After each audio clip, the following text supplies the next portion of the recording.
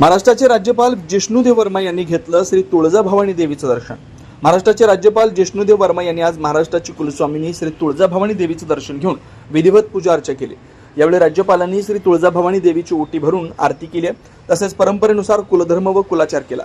राज्यपालांचे श्री तुळजाभवानी मंदिर संस्थानित आगमन झाल्यानंतर जिल्हाधिकारी तथा श्री तुळजाभवानी मंदिर संस्थानचे अध्यक्ष कीर्ती किरण पूजा, अप्पर जिल्हाधिकारी तथा श्री तुळजाभवानी मंदिर संस्थानचे मुख्य कार्यकारी अधिकारी उपेंद्र तामोरे यांनी त्यांचं पुष्पगुच्छ देऊन स्वागत केलं।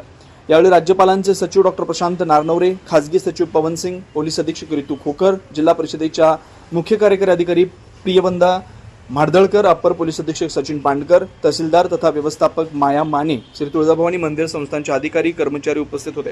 पर्यावरण पूरक, आकर्षक आणि अत्याधुनिक डिझाईनची सायकल आता फक्त ₹2800 मध्ये।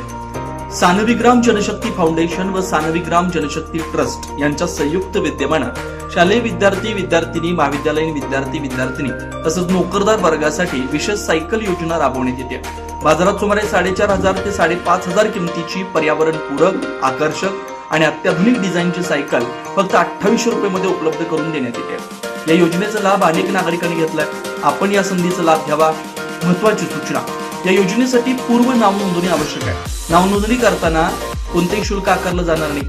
सायकल प्रत्यक्ष स्वीकारताना फक्त ₹2800 भरावे लागतील। या योजनेचा जास्तीत जास्त नागरिकांनी लाभ घ्यावा असं आवाहन समन्वयक व्यंकटेश अमृतम यांनी केलं।